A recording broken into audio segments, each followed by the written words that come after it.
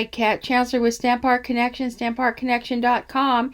Here is your tutorial for how to make the background for the Cactus Cuties. Here's the PDF. If you're a member of my newsletter, you will get a copy of this PDF.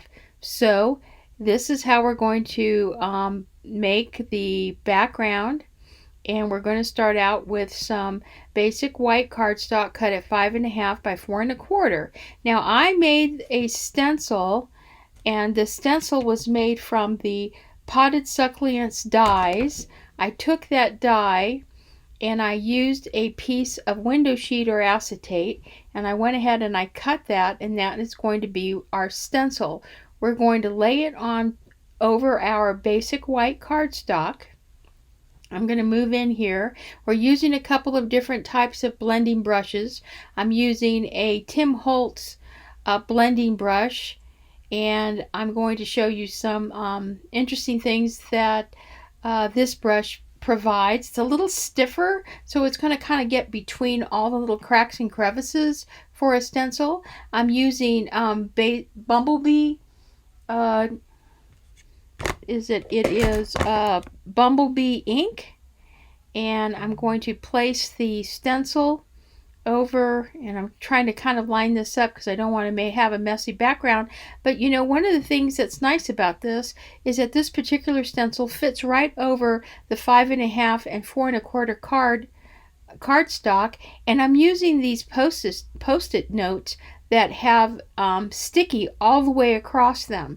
So it's kind of like using them as tape, and I'm kind of just going to secure one side of my stencil to my paper so I can lift up the other end, and I can slip my cardstock in and out so that I can make several of these.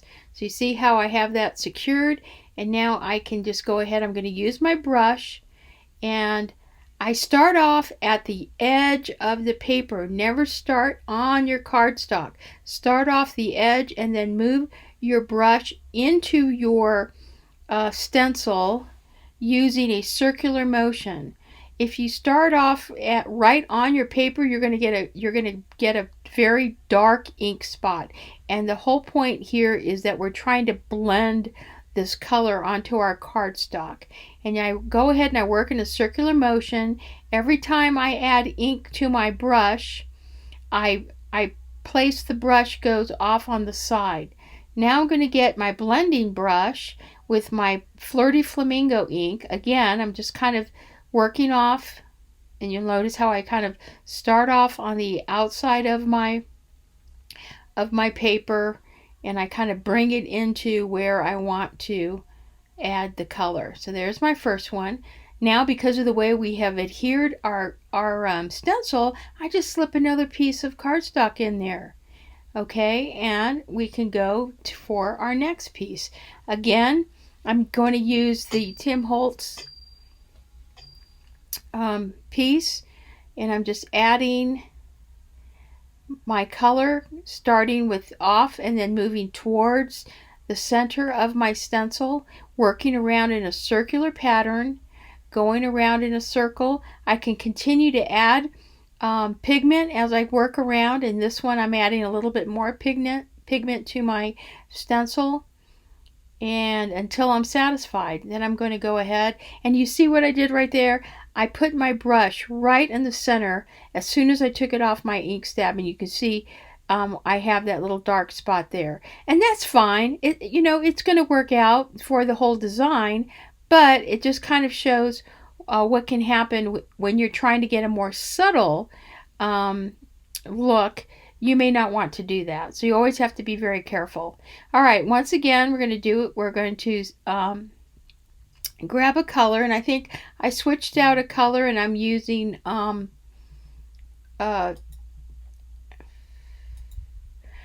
I believe I'm using Daffodil Delight, and I'm starting off towards the edge. Now I have the sleeve of my brush is much farther down. It was showing more bristles. That gives it a much more room to kind of blend, and when you move the sleeve down where there's less bristles, that's going to give you more control about where you want to put the ink. I thought it's kind of an interesting tool. I wanted to try it, and I'm just kind of, I think it gives you some interesting effect. Look at that nice ombre effect that you get right there. We're going to do one more so that you can kind of see how. Now what happened there is I actually grabbed a piece of cardstock that was 5 3 3/4, and it was too small, so I had to shift it out and add the 5 1/2 and 4 1/4 piece. Again, I'm just kind of adding the color all over, starting from the outside, moving towards the center, even going around into a circular motion all the way around. And here I'm just using my blending brush just to kind of soften the color. And so this is just basically going to be one color. Okay, now to clean up, this is very easy. Just use a baby wipe and then just pick up all my post-it notes there and wipe it down. Now I'm going to need my silicone mat, so I'm just going to kind of wipe that down, wipe down my silicone mat and flip it around, because now what I want to do is I want to show you how we're going to emboss. So I'm going to bring in one of the pieces that we just finished, and we're going to use the masks. I'm selecting a mask from the Butterflies and Flowers mask. I'm putting the silicone mat kind of at an angle so that I have a lot of space there, and I'm going to take some embossing paste.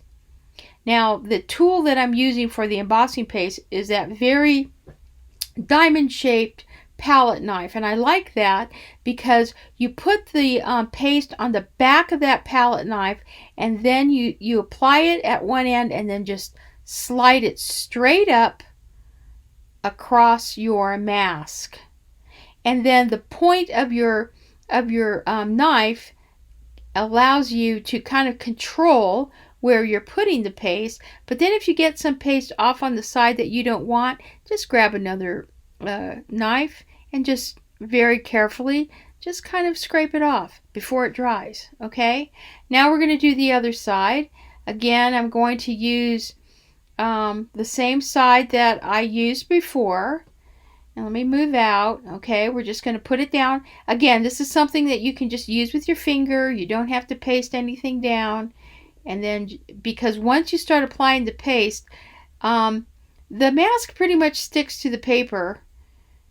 And there I can use the edge of my palette knife to kind of scrape off.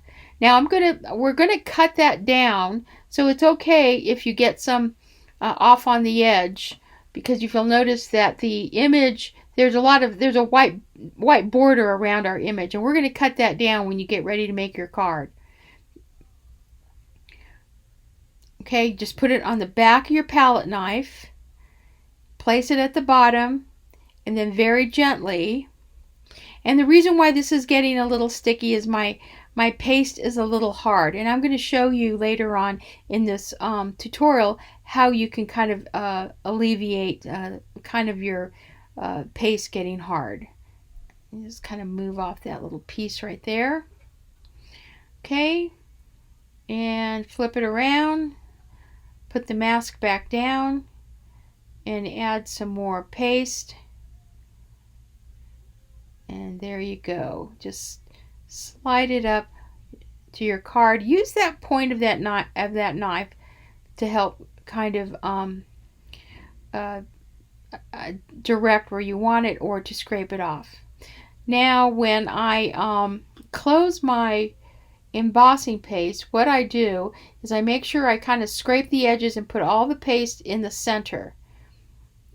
Then I get one of my mini spritzer with water, and I just spritz it very lightly, and I close it tightly with my cap, and that keeps it nice and moist so it won't harden on you. Okay, and then the silicone mat is so easy to clean, but you want to make sure you get to your mask straight away. And I again I have a little spritzer with water. I want to keep that damp, And if I use some baby wipes, I can go ahead and begin to soften, because that paste will dry very quickly and it will dry very hard, and it's very difficult to get off. So you want to basically either get it directly into a sink or a pan of water, a soapy water, as soon as you finish, or just go ahead and make sure you've softened any of the paste that may be on your mask, and then put it into a sink to kind of sit for a couple of minutes. All right, coming back, I'm just going to wipe off my silicone mat. Love those. If you don't have one, I really highly recommend it. And I'm going to show you how we're going to color our embossed pieces. The first one we're going to do is I'm basically just going to take a spritzer with some alcohol and some regular ink color, and in this case I think it's Calypso Coral, and I just kind of sprayed it. Our next technique is we're going to take our blending brush and our Flirty Flamingo. Okay, that was our first technique, and we're going to put some ink on it, and very gently, without a lot of pressure, we're just going to kind of run that brush up and down our embossed piece, because we do want to have some of that yellow showing through. We don't want to completely cover or press down and have the ink go all the way between our embossed image and the paper. We're just trying to kind of get a little bit of accent there, so that that texture pops through. So there you go. Here's your tutorial for how you create these backgrounds. This accompanies my PDF for how to make cactus cuties. I've shown you 3 different types of backgrounds. One with just using your blending brush, one using a spritzer with alcohol ink, and then one just doing the blending without any other embossed embellishments. So there you go. There's your tools, and thank you so much for joining me, and happy stamping.